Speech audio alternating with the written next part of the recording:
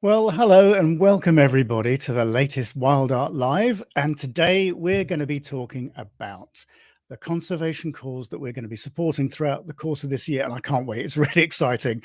I've got Georgina all lined up and with her infectious laughter. And we're going to be chatting about that in a minute. But just want to take this opportunity to catch up with a couple of bits of news. So as you know, light is well underway now. That's our first category for 2023. And that closes at the end of March. So you have until the 31st, midnight, which will be British summertime by then. Crikey, isn't time marching on? So midnight, British summertime on the 31st is the cutoff date for that. So make sure you don't miss it, because if you haven't already seen, we've been offered a fantastic prize for the Gold Award winner by Jari and Kaisa Peltomäki, who run Fin Nature, of course. And they're doing their Autumn Eagles workshop this autumn or next autumn, depending on when you want to go. And that's a prize worth about €1,800. So that's really worth winning. So if you want to go and photograph some eagles and other birds and what have you in Finland in the autumn with those fantastic autumn colors, then make sure you don't miss the light category, which closes, as I said, at the end of March.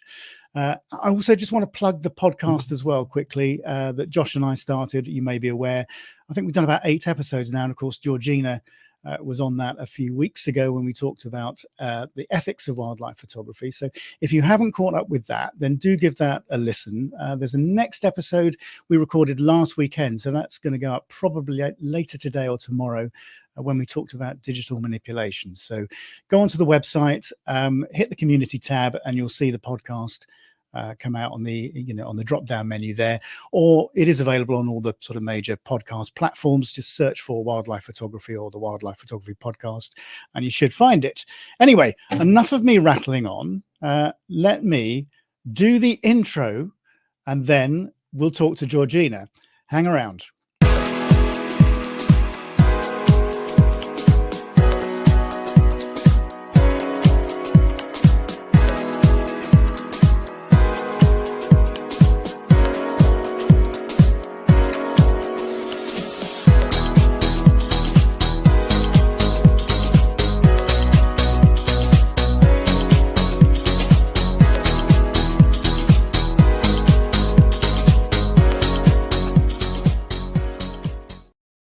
Hello.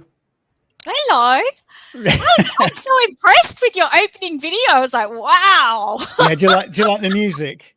Yeah, I do. I need to get and the photos too. I was thinking, wow, they're so amazing.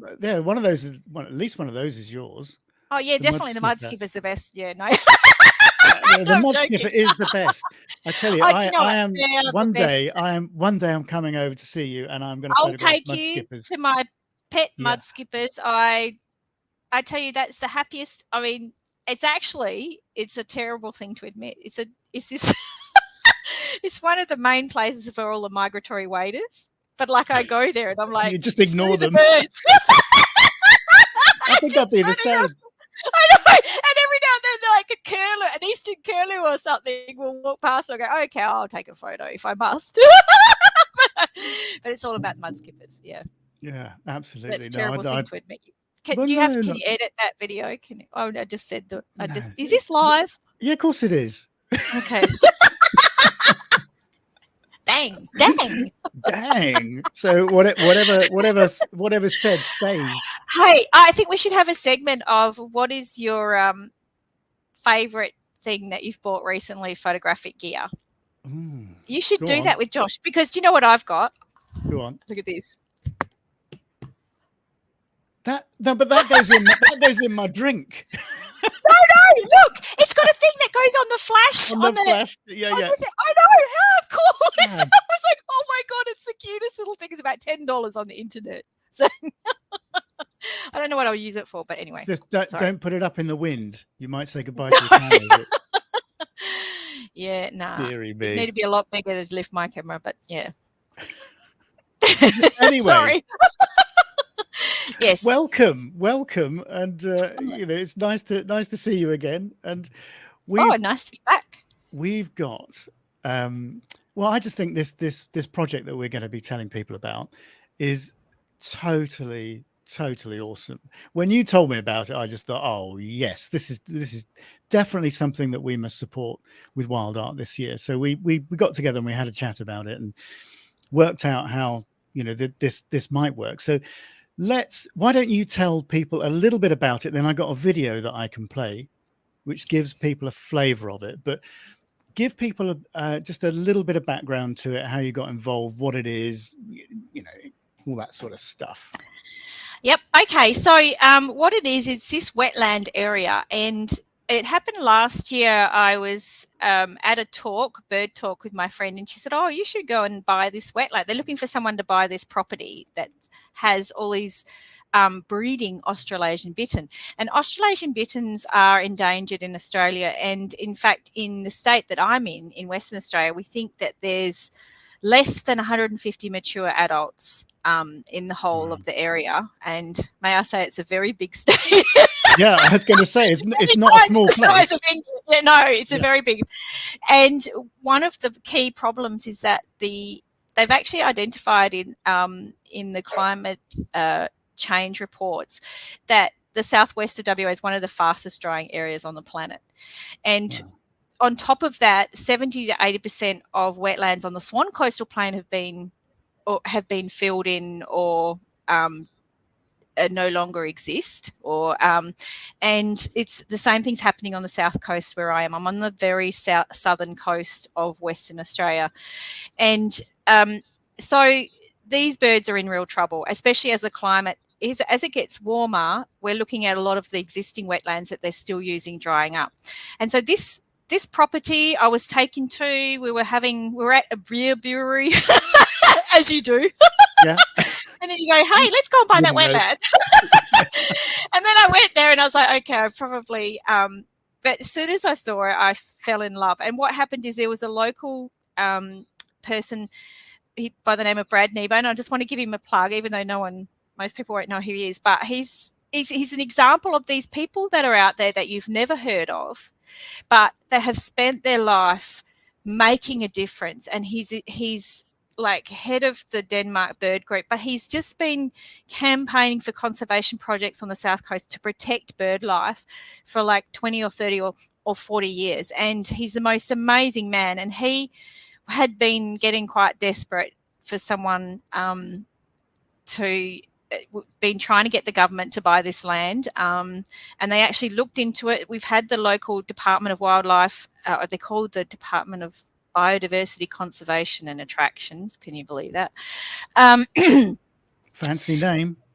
Yeah, but the attractions bit, there's a bit of a problem, and probably it's happening all around the world. They want to monetize national parks, so no longer are they there for the benefit just of preserving nature. They're trying to make a profit out of them, which is having an impact as well on, anyway, but that's another argument for another day.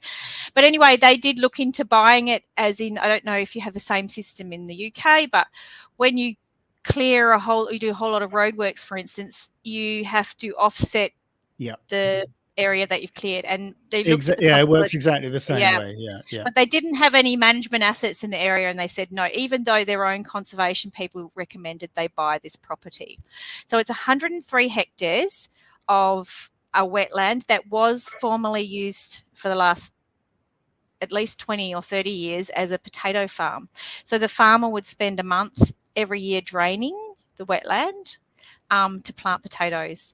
And the big advantage of it is between Albany and Denmark on the south coast, and the big advantage of it is that we can maintain water levels from a nearby lake. And it's going to be the only wetland in the southern coast where we can artificially maintain the water levels, you know, even as the climate changes. That's why it's really, really important. But it is home to these Australasian bittern, which are the most amazing. And you've got that in that video. I'm so glad that we'll show that. Yeah, we'll show that. Call, because they're incredibly secretive birds. I've never seen one, but also you can hear them calling. If you go out to the wetland, it's really exciting. There's a lot of taifa, but you can hear the booming. And in fact, if people in Australia have heard of the bunyip, have you heard of the bunyip? No. Oh, it's this mythological creature, and it's actually what the Indigenous Australians on the East Coast used to call this bird, because it was this booming noise that would happen at wetlands. So they made up this mythical creature called the bunyip that made that noise. And it was the bittern. Yeah, and what he does is he kind of goes, ooh, ooh, ooh, ooh, boom.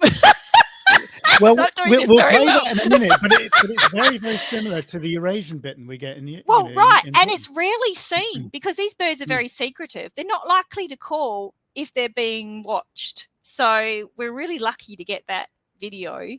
But we think there's up to 3 to 5 breeding pairs at this wetland, which makes it in the top 3 wetlands in our area, in our state. So yeah, it's really exciting. And when I saw the wetland, I thought, wow, we've got to get it. It's $500,000. It's probably definitely too much to buy on your own. So then we started getting other community groups asking around, and we got a really good response, and we've had a lot of assistance from community groups in Albany and Denmark, and it's been basically all these different organizations and people coming together to make this happen, and it's so inspiring. It's so inspiring. And the people I've met are just your average people that you don't see on Instagram, you don't see on anything, but they're making a huge difference on the ground. And that's, I always tugs at my heart, all these people that do so much and they get no recognition, but they're the ones actually making the difference. The unsung heroes.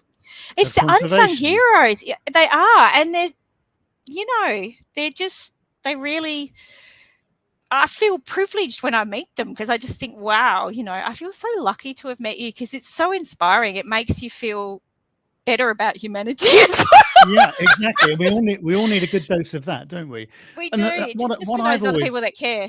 I tell you why I really like this project is that I'm a big believer in the way forward for conservation is ownership.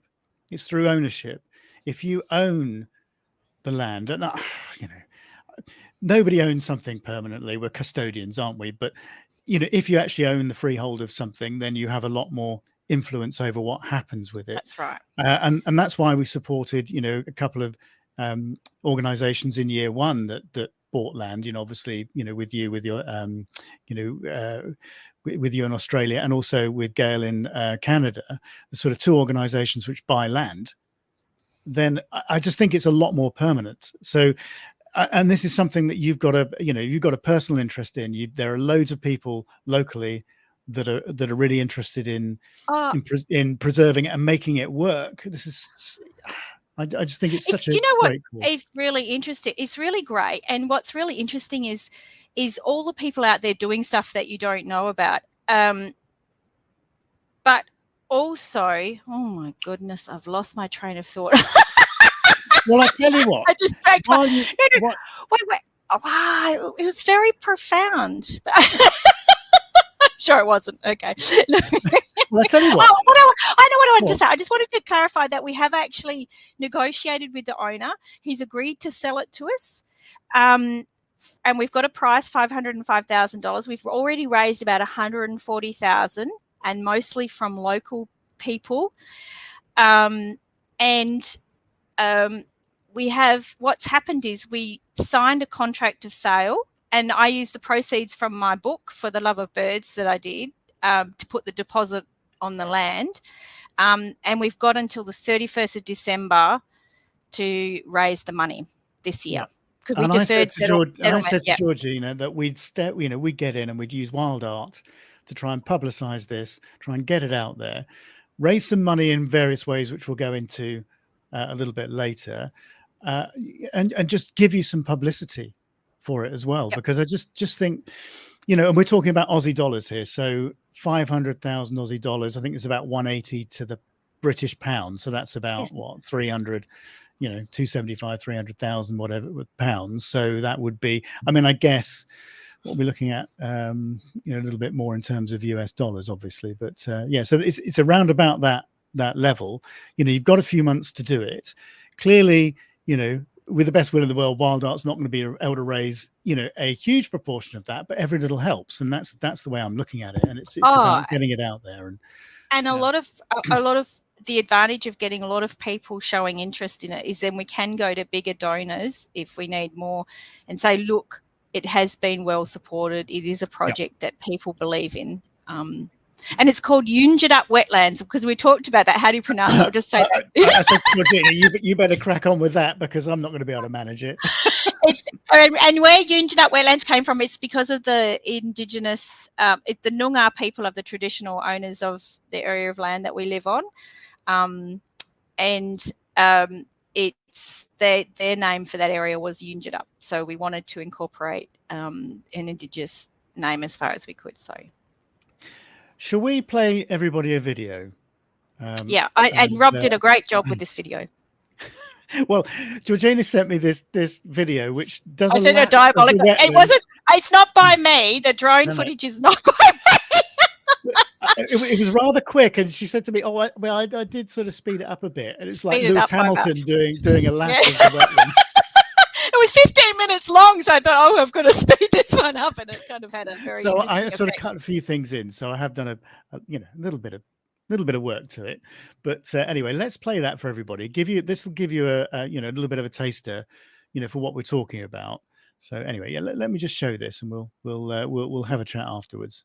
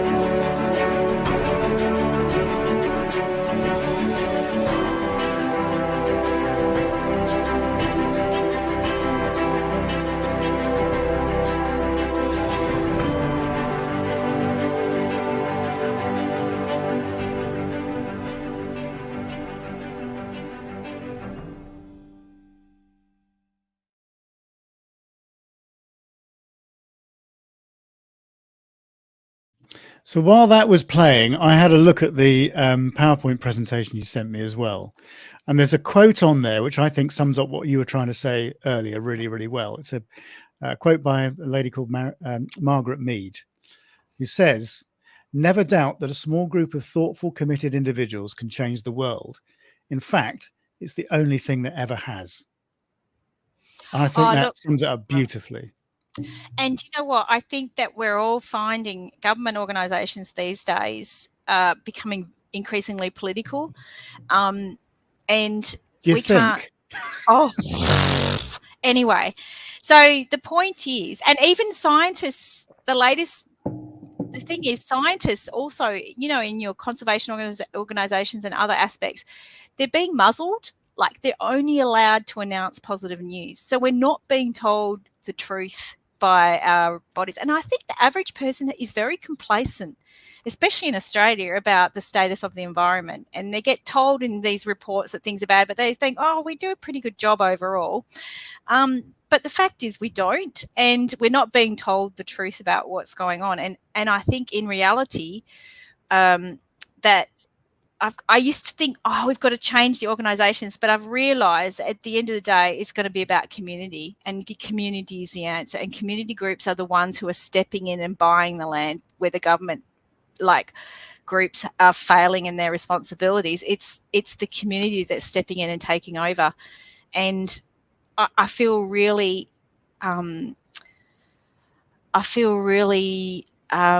optimistic about that, because I think people want to make a difference, and I think they want to be involved. And I was talking to this other amazing he's this nature photographer, videographer, educator, scientist. His name's Simon Cherryman. But we're talking about the concept of guardianship, like having guardianship over the animals in your area. You know how you do the toad patrol? Yeah. It's like that. It's like you're in your local community, and then you take, and it's the community groups that are making difference. If we can get community groups to adopt the amazing animals and plants in their area, then that's what's going to make the difference on a local level. And I think it's such a kind of underutilized resource. Yeah, it is. And the thing is about, what you're talking about in the project that you've got here is it's not just about one or two species either, is it? I mean, I wanted to say that. That's right. Yeah. Sorry. It's a habitat thing. So yes, you've got, I mean, I guess, you've got the poster boy, is. Oh, isn't he beautiful though? And he's doing this little thing. Oh my God. But it's not just about that. Bird. Yeah. Look, it isn't. There's around, I think, 90 species of birds. It's about 10 raptors. Let me put this. I'm gonna share this screen, because there's a slide in that. There's a slide on that PowerPoint which I think basically says it. So let me just share the screen. And the migratory waders as well. We get. Yeah. So let me just share that.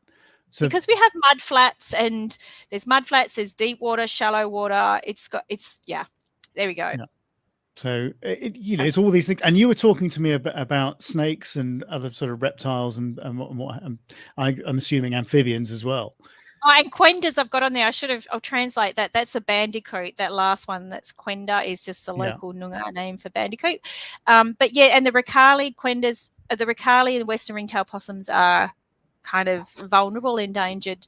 Western ringtail possum is critically endangered, and we've got a lot of endangered migratory species, as well as the Carnaby's black cockatoos utilising the area. So it's really, really, really, really, and the thing we're going to do is do feral predator control is a big part of it, and we're already getting that in place because we got permission from the landowner to start that, and that's going to make a big difference, because we had a camera trap, and in the first couple of weeks of the camera trap we have buff-banded rails with their little chicks, and then in the next photo is a fox with the buff-banded rail. And now foxes are not native to Australia, and they're a huge problem for all our native animals, so it's really important that we can keep this in as predator free. Oh, and the other thing is really exciting. Talking about community people, we've had one of the people who went out to see it used to be in charge of eradicating weeds in New South Wales,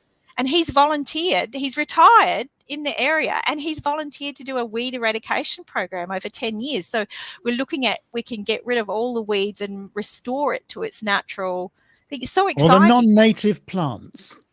Oh, look, I know. And one of them's a Scotch thistle. It probably came from you guys. It did. Well, most things did. They're bloody awful, those things. They're so prickly. They're horrible. I know. Yeah. I know. You don't want to sit on them. We'll send it back.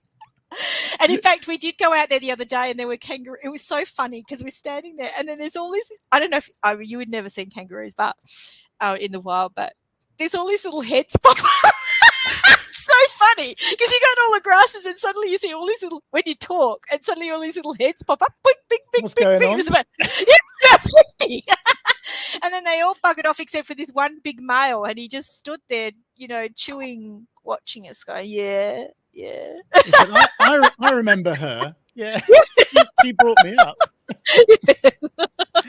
Oh, they're my babies. Yeah. Deary me. I've got a couple of comments coming in. Nathan Watson says, hello, Rob and Georgina. Looking forward to learning more about this cause. I know the area well, and it's bird paradise and well worth preserving. Well done. So I hope this is sort of giving you a better idea, Nathan. And Rachel Piper says, our government will put a railway through it. Do you think, Rachel? Yeah, she's right. I know. Do you know? And what I'm thinking is we've got a hi Nathan, by the way. What I'm thinking is we've got to get in first, and we've got to get in before they even want to develop. And we've got to get. Part of the problem is that we're always behind in the knowledge. So one of the things I want to do, I've got this road reserve behind my house, and everybody can do this. So if you have a designated road reserve, it's not yet a road, but it could be in the future. So what I do is I go out and I look for any new plants or interesting plants, and I've found 3 critically endangered plants already in that area. Yep. So I'm ready. Exactly. I've got my handcuffs ready for the bulldozer. Well, you know, I've registered you need to do these things. Yeah, that's right. And I've registered the plants with the local authority. There's a record, and every time I see a cannabis because they're endangered, like feeding on the plants there, I make sure I do a bird report, you know, in the official database, so that the knowledge is there before they send along their little, bribed ecologist.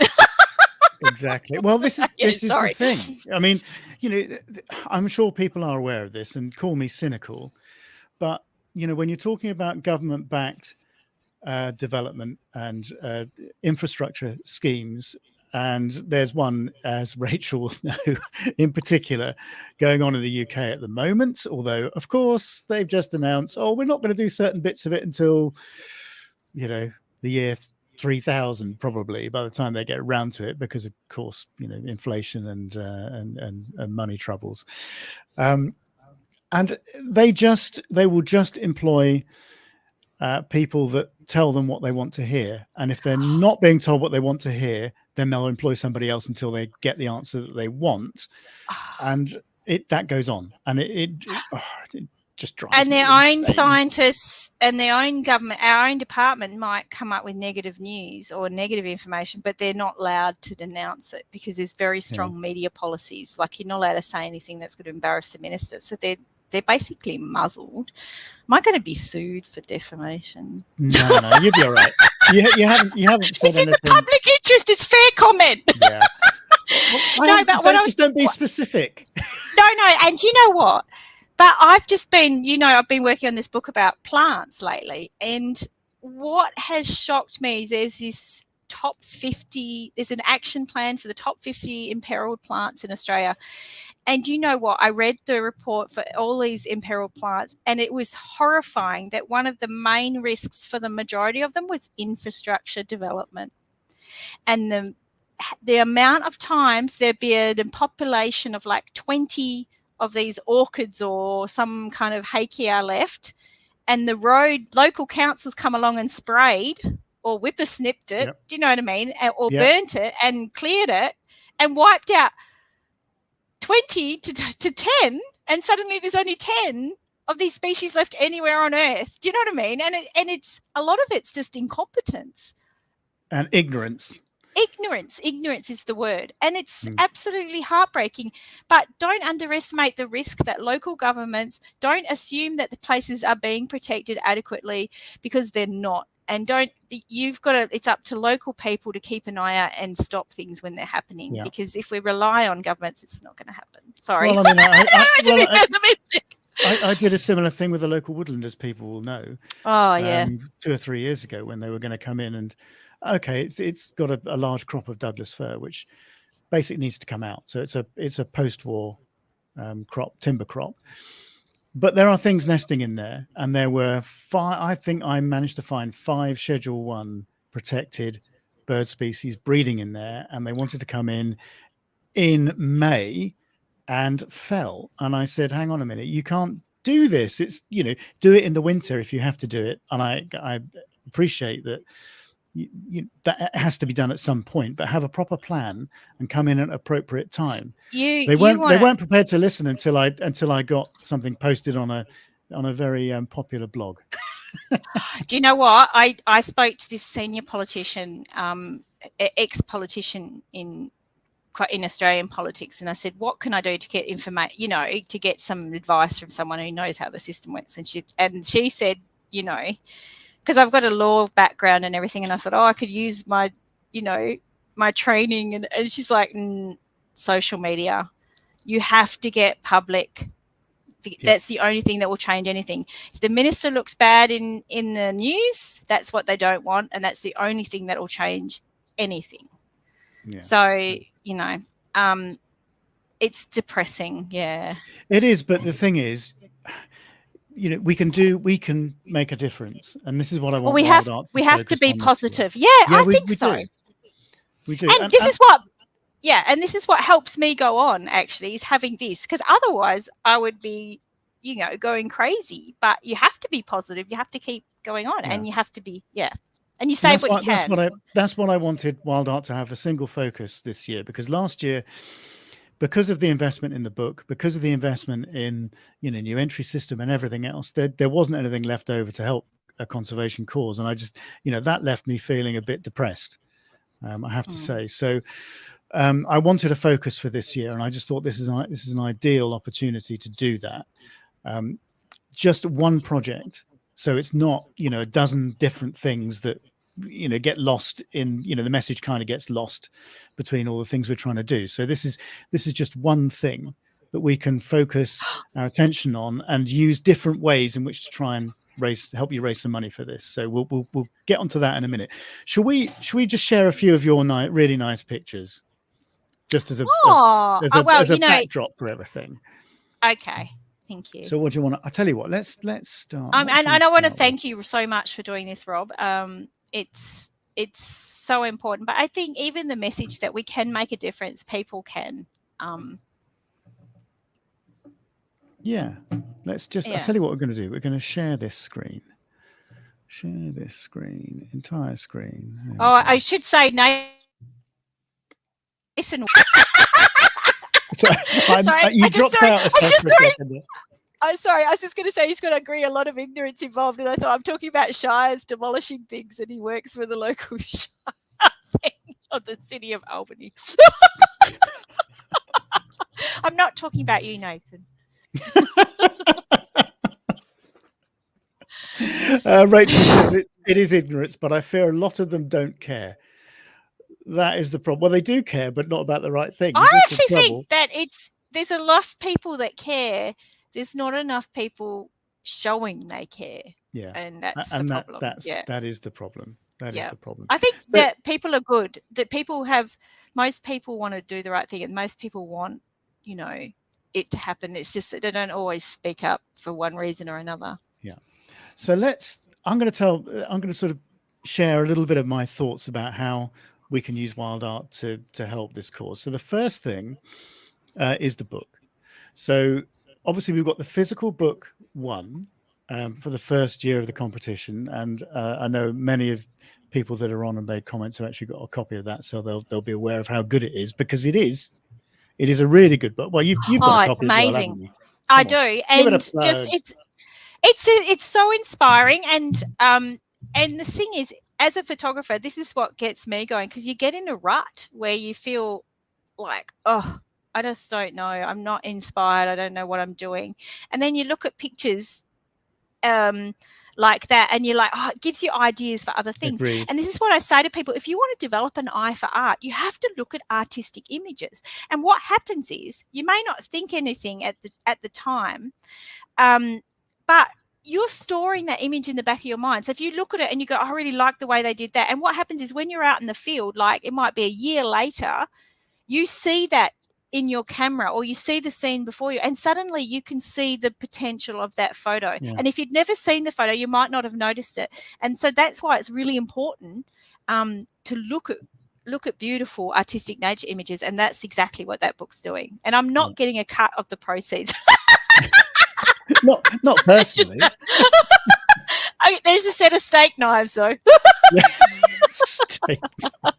I sound like one of those spruikers off the show.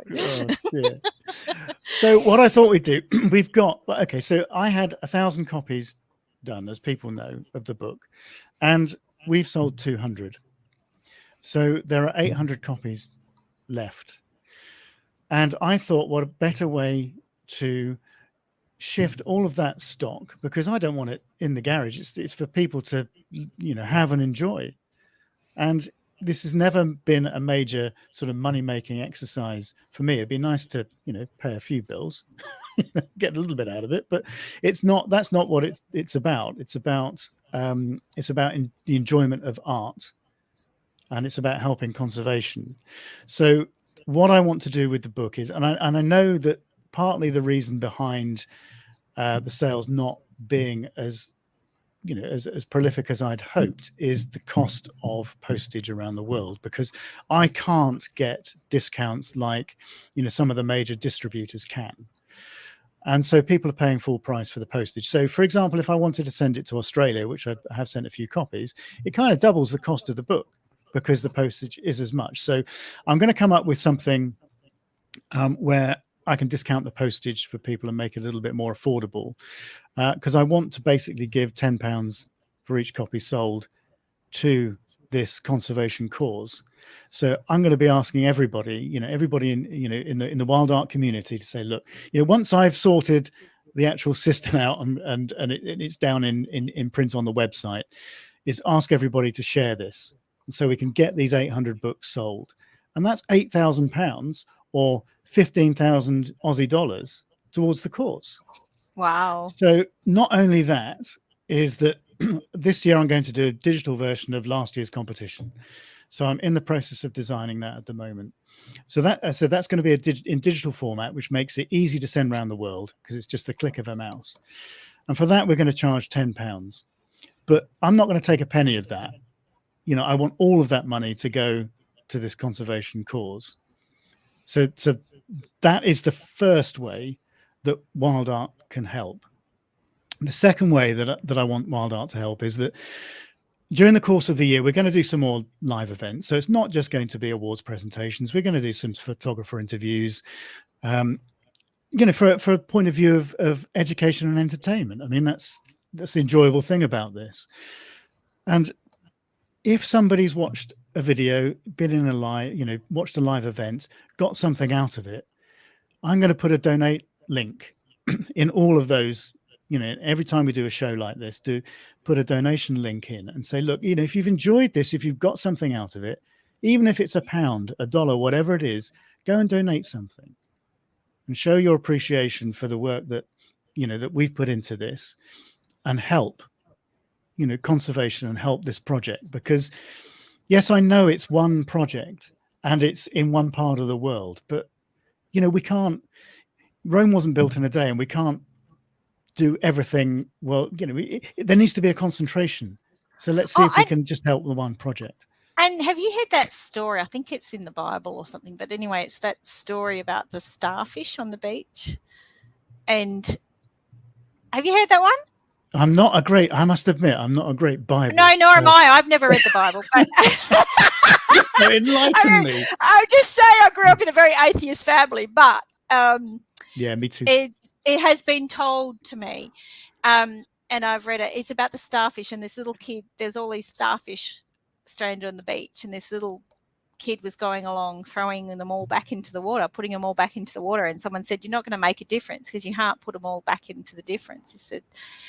He said, "But well, I may not save all of them, but he'll make a difference to that starfish." So that's the point of it, is that if nobody does anything, nothing. You can't do everything, but you can make a difference in that area, and that means something. And if we're all doing that, like cumulatively, that's what has an impact. And once we've done this project, we can go on to another project in another part of the world and just concentrate on that. I mean, wouldn't it be fantastic to save a section of the, Amazon rainforest or something, or chances are better now, aren't they? Well, yeah. Well, let's not go. Let's to not Brazil. go there. You never know. Oh, you never know when you're going to need to go there. Yes. But or we can stop a road development in the UK, by the sounds of it. Well, yeah, rail develop. Well, I How don't many think so. people? How many people do you need to change? Because I'm coming over there. Remember in May or Yeah, something. yeah. Yeah, UK, look out! Georgina's on the way. I'm available for handcuffing. No, you don't want to be saying things like that. People are saying it the wrong way. I know. To bulldozers. That's the only thing I want to be handcuffed to. Sorry. This is a family show, Georgina. Come on. I know. I blame the wine. So, okay. So the image you're looking at, I'll just say, is a swamp harrier. But do you know, for some reason, I keep wanting to call it a marsh harrier because that's what you call them, isn't it? Yeah, exactly. I was going to say this is a marsh harrier. And everybody keeps saying to me, it's not a marsh harrier, it's a swamp harrier. And I keep thinking, I don't know why. I keep saying, anyway, there you go. But what's happening here, this is just for the photographic buffs, this is the advantage of that early morning light. It's so beautiful and soft. So you've got the golden light coming on the bird, and then the background is the trees kind of in shadow. And that soft golden light makes all the difference to a photograph. So if I took this like an hour or 2 hours later, it would be more contrasty and it would just not have the same impact. So you have to get up early, unfortunately. Yeah, unfortunately. Yes. Let's skip on and see what. Oh, that's a part of the perimeter, I guess. Of the wetlands, that's right. And there's all these beautiful paperbark trees. And in fact, they might be, I have to check the actual species, but there are threatened ecological communities of paperbarks in that area. So it's possible that they're part of that threatened ecological community as well. But there's paperbarks also home to the possums and other animals. And obviously they're a tree that grows in wetland areas. So we could replant more paperbarks as well if we can get control of the property. Well, see, this is what I go back to, what I was saying earlier. It's not just about single species. It's about habitat. No, not at all. In fact, you're really using the species like it's like the cute and cuddly koalas. If you save the koalas, you're going to save a whole lot of other things because insects are just not as sexy, unfortunately. No, they're not. But people relate to rats. But people relate to cute and cuddly, don't they? And that's it's the poster child, isn't it? Of the the koalas do have a lot of controversy among the conservationists because it's like there's so many other species that are more endangered. But like they're just not as cute. Exactly. And this is a beautiful good God, Western Rosella. So this endemic. Good job you've got the file names in the, you actually put the species name in the file name. Have I got that? Oh God, I wouldn't use the file names because I always get them wrong. And he's feeding on a weed, of course. But anyway, he loves the area too. So we've got beautiful, and that's a young Western Rosella, so that's why he's all speckled. But they're absolutely, you would die. They're just they're so red that the camera, especially Canon camera, doesn't seem to be able to handle, the older ones don't seem to be able to handle that colour. Do you know when it blocks out? Yep. Like that's how red they are. But they're beautiful. What have you got next? Oh, this was I used this one as part of the video. It's a wood sandpiper. So we had up to someone saw up to 40 in one area, and that's just in one small part of the wetland. So if you extrapolate that out at 103 hectares, it's a very, very important area for migratory waders. Not all of them use these kind of wetlands. Some of them prefer saline waters, but these ones are more like brackish freshwater. So we get all of those waders. And as you know, they really need an area where they're not going to be heavily impacted by human disturbance. And what we want to do, one of the things we want to do with this wetland is keep it relatively free of human disturbance because they need that area to escape to, basically. So I've put up a, excuse me, I've got a frog in my throat today for some reason. I put up a banner at the bottom. Yeah, ribbit. That's the link. If you use that link, have a look at the website, and I think that's the donation page that I've put up, but it'll give you a little bit more information. It's also on my Instagram or my webpage. There's a link to it as well. But I mean, basically what I'll do is I will sort the conservation page out on the WildArt website. We'll put all this information up, including, perhaps a shortened version of this video up on the website that everybody can look at, and then include the link to the donation page. So, it won't get lost. But anyway, that bird does have 2 legs. He's actually sleeping. He's sleeping. Yeah, I can just see it here. Yeah, I know. I was just thinking it looks a bit weird. Or is it a stump? I know. Call it Stumpy. Yeah, exactly. Oh, and actually there's a lot of spoonbills and pelicans. And so what it is there's some deep permanent water, and there's a species we haven't investigated yet, but it's the native fish. So it's a bit exciting because native fish are also endangered, a lot of them, and it'd be really nice if we can eradicate any feral fish and freshwater crayfish, and reinstate the native ones. Yeah, so there are crayfish that are like freshwater crustaceans, I suppose you'd say. Yeah, they are a bit of a nightmare. I mean, they've been a bit of a nightmare, over here in certain places. My dad is banned from going to the wetland because he keeps asking me if he can go out there, like fishing and catching. I said, "You stay away." So, what's actually talking about that sort of thing? What's the plan in terms of opening this up, and to try and the future management for one, and actually trying to raise a bit of money to ensure that it's maintained, as we go into the future, as you go forward. What's the plan for that? I just see that. Sorry, Sue Harper's asked if there are any snake neck turtles. There are long neck turtles. That's what I used to call them. I keep changing the names on me.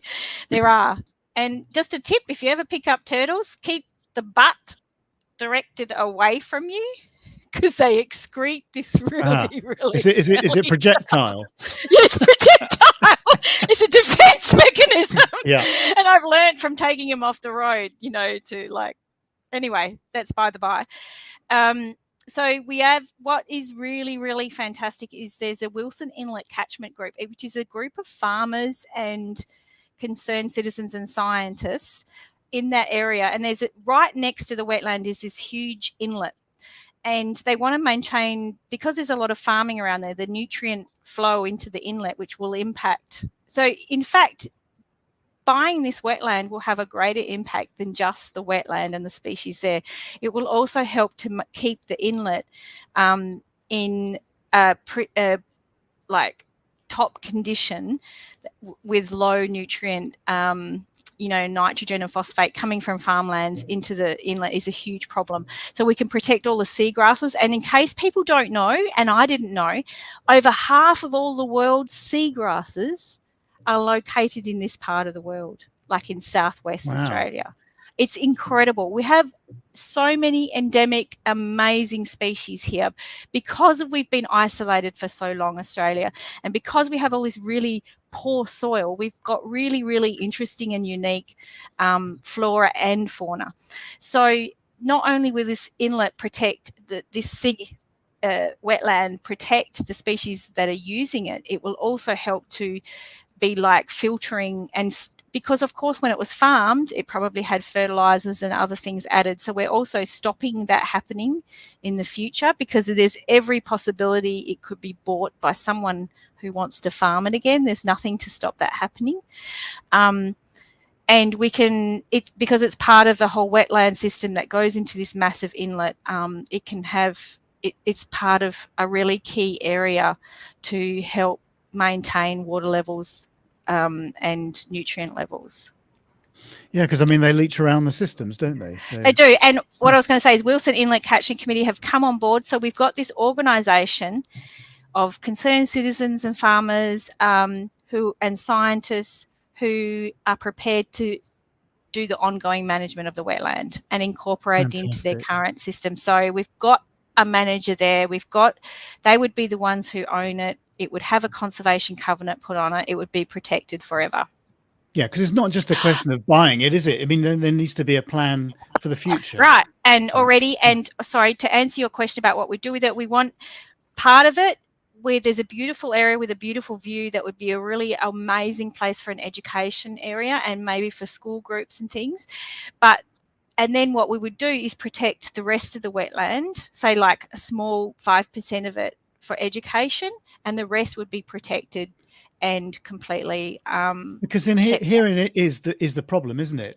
If you know, there needs to be some income coming in to pay for the ongoing management of the site. But by introducing those elements, then there is always a detrimental effect in some way to what you're trying to do. So it's always a balancing act, isn't it? Oh, no, and it's really exciting because we've got the local Noongar people on board. That's the Indigenous Australians, and they're really, really behind the project as well. So we could have so many educational things happening and like cooperation among the community and interaction and you know, it's so exciting, honestly. And everybody I take out there, everybody we've taken out there is so excited and is so behind the project. It's really, really, really, it's really, really great. I think the other thing that this can do is it can act as an inspiration, for other local projects as well, to say to people, look, $500,000 Aussie dollars might sound like a hell of a lot of money, and it is, but you only need, I don't know, a few thousand people donating $10, and you're there. That's all you need. It's just a question of spreading the word wide enough to be able to raise that money. For, I mean, $10 isn't going to make any difference to, most of us. Oh, you know what? One thing I've come across when I've been involved in this is that it's already being done all over Australia by other community groups. And you see this group of citizens have got together and bought different wetlands and things. And the thing that shocked me as well is there's nothing in our legislation that protects wetlands. So we do have something in the legislation that protects clearing, but there's nothing to stop someone coming along, buying a wetland and draining it. Yeah. There's nothing to stop it. If it's on private land, that's it. Unless it's got an endangered, yeah, you can do what you want. And anyway, so the other thing I want to do after this is change the legislation. So there's a long-term project of this. I'm changing the world. This is step one. I think raising $500,000 Aussie dollars is going to be a bit easier, I think. Yeah, I actually think that's right. Yeah. Yeah. Anyway, sadly, but hey. I did have my dream though is to have the world's tallest bird hide on this wetland. Because could you imagine? You could get up there and you could use your digiscope and you could survey the whole wetland and do bird counts and everything just from, it'd be really good. But what's the highest at the moment? Do you know? I don't know. No. There you go. Well, we got to buy it first. Yeah, exactly. then I'll hit them with my grand crazy ideas and they'll go, oh, okay. Oh dear, let's have a look at a few more of your pictures, and I think we've given people a good idea of what the plan is, and I hope it's quite inspirational actually, because can I just say also something about these birds? I know I've been talking a lot. Sorry, Rob. Well, that's what you're here for. Your name is Rob, isn't it? That's right. I just said Rod. Sorry. Well, I've known you for how many years now? I don't know, quite a few. Anyway, these birds, even though they look chestnut, are actually called grey teals, and they're amazing little birds. One bird was tagged and it flew 965 kilometres in a day from one area of Central Australia to another where there was water. And we don't know how it knew there was water there, but it flew nearly 1,000 kilometres in a day. And I told that story to the Wilson Inlet Catchment Committee, one of their AGMs, and a farmer came up to me. Now, this is the impact you can have, right? Farmer came up to me and he said, you know what? And I also talked about the migratory waders. And he said, I just look at that bird and I thought that's just a duck sitting on his dam, He said, I'm blown away that it can do that. And it changed his view of those birds. So we can make a difference. And we think, people just see them as that and nothing. But you can make people value things and you show them how amazing bird life is, Yeah. I mean, it's the same with, you mentioned Toad Patrol earlier. And of course, we're right in the middle we're right in the middle of Toad Patrol season. But a lot of the people in the village didn't appreciate, just what a sort of complex creature a toad is and how old they can be. You know, when you're picking up a female, that toad could be 20 years old. You know, and people don't realize. Do you know there's a spider in WA, that lived to 50 years old. It outlived the botanist that was studying it. Really? Wow. It's 50. There's so much that we don't know about certain species, but you're right. Getting people to engage with certain things, you know, they start appreciating and wanting to protect them. You know, and this is what, you know, going back to your story about the starfish, this is what I say to the toad patrollers, you know, because of course there are we can't save them all. You know, we pick up squashed toads, you know, even doesn't matter how many of us there are out there. And I said, well, yeah, but it's impossible to save everyone. If we save one life in an evening, then hooray, it's a win, isn't it? Well, there's another saying that I really love. It's like, you can't saving the one animal may not change the world, but surely the world will change for that one animal. And that's the philosophy you've got to have, I think. Yeah, I think so. Robert Woodbury says, if anyone can get legislation changed, you can do it, Georgina. You see, people have got confidence in you. Yes, I paid him earlier. So this is a hoary-headed grebe. Yeah, try saying that after a gin and tonic. Which actually, I was hoping one was going to arrive, but I know you didn't get your gin and tonic. Never mind. And Sue Harper says, "Yes, she can. Yeah, you can, and we can do it collectively." I got to admit, I know these people. I feel like I've stacked the audience. But that's even better, though, isn't it? Because the audience know you, and they know you can do it. I know you can do it. You can give it a damn good try, anyway. I will. There's no point in just sort of giving up and folding your arms and saying, "Well, there's nothing I can do about it." It's, you know. So how is the contest going, Rob? Actually, we've had a really good start. So obviously it's the first month, and you know what it's like. People leave entries to the last minute, don't you, people?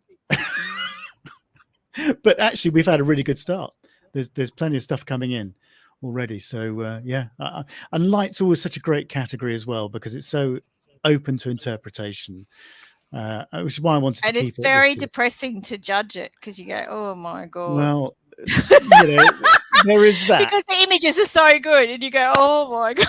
There is that. I mean, that is the one. I have to say, one of the downsides about being involved in a competition is that you do see all this stuff coming in. How did they get that photo? And you go, well, I might as well sell my camera. I know, because I just sit here and appreciate everybody else's pictures. It's a fine line between being inspired and demoralized. It is. But actually, you take the positive out of it, of course. You do get inspired. It is. Yeah. You do. And that's what I've really enjoyed about photography. In fact, I'm giving a talk, which, this week to my local camera club. And it's all about, how my attitude changed from the sort of literal to the artistic. And I have photography competitions to thank for that. I have people like you to thank for that. And all the sort of great photography that I saw coming in, primarily in Bird Photographer of the Year, obviously, a few years ago, which did change my perspective. And now that sort of bird on a stick stuff, okay, sometimes I'll do it if I want a picture to illustrate a species or something, or it's something I haven't got a decent shot of, then I'll do it. But it doesn't inspire me anymore. I kind of refer to it as the as that sort of standard photo. Well, yeah, it's that standard car driving down the road. If you see it, I don't know what's a common vehicle is in Australia, but let's say it's a Vauxhall Astra like I drive. Toyota Hilux. That's what I drive. Yeah, there you go. Whatever. One of those things. If Georgina or me pass you on the motorway, you're not going to give us a second glance in the cars we're in. But if an Aston Martin passes you, then you're going to go, "Oh, that's nice." And that there's the difference. I just find the sort of standard photography, the Toyota or the Vauxhall driving down the road, but the stuff that I want is the Aston Martin. Those are the. And I think what happens is when But when you start, I think most people you want to start out learning. It's the old adage. It's like, or it's attributed to Pablo Picasso, whether he said it or not, I don't know, but learn the rules like a pro and break them like an artist. So you have to learn how to get that great, sharp ID shot with a nice background. But once you've got that, then you experiment and then you become the artist. And that's what I find exciting. But there is that hurdle to the technical knowledge first, you know, because you can't just take a really rubbish, blurry photo and call it art. I've tried. So have I. It just doesn't work. No, it wasn't a mistake, honestly. I meant it. No, that's right. I meant it. I didn't screw my shutter speed up, honestly, guys. I love it when people ask me my settings and they go, why did you use 1/8,000th of a second? And I'm like, I don't know. Shutter speed. Sometimes I think people pay too much Probably attention. You shouldn't have, you know. Do you know what I mean? I shouldn't have used 1/8,000th, but that's what happened. But you know. Well, do what Andy Rouse does and just turn the dials until it looks nice. Yeah, oh, yeah. Does he? Yeah. Well, turn the dials until it looks nice. Yeah, I did. But there's a hell of a lot going on in that head. Exactly. There's more to it than that. There's a bit more to it than Andy's saying. Exactly. But no, I think you're right. And actually, I'm going to use that in my talk. You need to learn the basics first. And your bird on the stick learn the rules like a pro, break them like an artist. And you know, I did a creativity continuum that said, I'm going to write that down, actually. I know. Well, I don't even know if it makes sense, but to be honest, but I did it. And I need to revise it. But it basically says you start from 0 and then you get to, on the left-hand side is when you can take a good ID shot, technically sharp photo, you know, portrait of a bird, clear background, good ID shot. And then you go from there to the completely abstract, artistic on the right-hand side. And then there's a whole range of things in between. And the things that change are like things like experimenting with shutter speed, experimenting with ISO, experimenting with aperture, just trying all of these different things. And the more you go to the right, the more artistic, important it is to have an eye for art. You can take a good ID shot on the left side, and it can be not artistic at all. It's just a very good, technically good shot. And then you go to the other side. Yeah. Yeah, exactly. And one of the biggest things, but one of the biggest things that changed my photography was, as you know, shooting into the light, you know, and just changing the perspective. And do you know what? I've had so many, mainly men, I mean, it's all been older men actually, come up to me and said, oh, I love you shooting into the wrong way. Because if I'm shooting into the light, they go, oh, you're shooting the wrong way. I'm sure you enjoy the love bit too. I know. Do you know what? I'm always really polite. I'm thinking, bloody hell. I wouldn't be sitting out here with this humongous lens and stuff if I didn't, you know. Yeah, but you're not doing it right. Yeah, I know. You should turn around and say, do you know who I am? No, you can't do that. You want to sometimes. Give them a list of your awards. That's when someone's videoing you on YouTube. But that's not, I don't know, that's an attitude that I do worry about, actually, the attitude towards women in wildlife photography. You know, I think it's getting much better than it was. Yeah. Honestly, 10 years ago, it was pretty shocking. I've had people come up to me, my husband was shocked, like, and say, oh, you're doing that the wrong way, like men. And it's like, it's like, who does that, you know? You know, you have the last laugh. Anyway, so there's a couple of comments coming in. Right. Discover Nature Now. How's the contest going? Already got many entries. Well, I think we covered that. Yeah, we've got quite a few coming in. Nathan Watson says, Georgina's creativity continuum is brilliant. Yes, I'll second that. And Discover Nature Now. Yeah, got that as well, but from old women. Robert Woodbury says the objective of art is not to reproduce reality, but to create a reality of the same intensity. Oh, Alberto, that's beautiful. Yeah, I have to write that one down. I'm going to save all this. This is really good. This is really good material. Anybody else got any quotes for me that I can use? We should have we should have thing on art in what is art, what is a concept of art, and hey, that's a really good and idea. really good sayings. I love a good quote, I have to say. Well, So do I. That's a really good subject for another live. Actually, we'll have to get you back on. And one of the paid for, well, not paid for, but one of those lives we're going to ask for donations from, if you've enjoyed it and got something from it. So yeah, if you're inspired, one of those. If you're inspired, quite right. Should we leave it on with this little picture of, what is it, a little pied cormorant, isn't it? It's one I shared on social. Yeah, I don't know if other people have had that experience with little cormorants. Sometimes they're really, I don't know what they do, but they get really curious and they just hang around. And you keep looking at me. And you swim around and then look at me again. Yeah, got any fish for me? So, hello. And I talk to birds. Do you talk to the birds? I do. I go, hello. I talk to everything. I know. I talk to moths. I've kissed a butterfly before. I'm off. Well, I don't think I've gone that far. No, I probably thought I was going to eat it, but anyway. No, I do talk to my subjects if they're not doing what I want them to do. I talk to myself quite a lot as well. But anyway, let's not go down that rabbit hole and tell everybody exactly how mad I am. Yeah. But anyway, right. I tell you what I'm going to do is I'm going to stop sharing that screen, as nice as that picture is. So let's just stop sharing that, and I'm going to take that banner off, because what I will do is I will add everything to the show notes.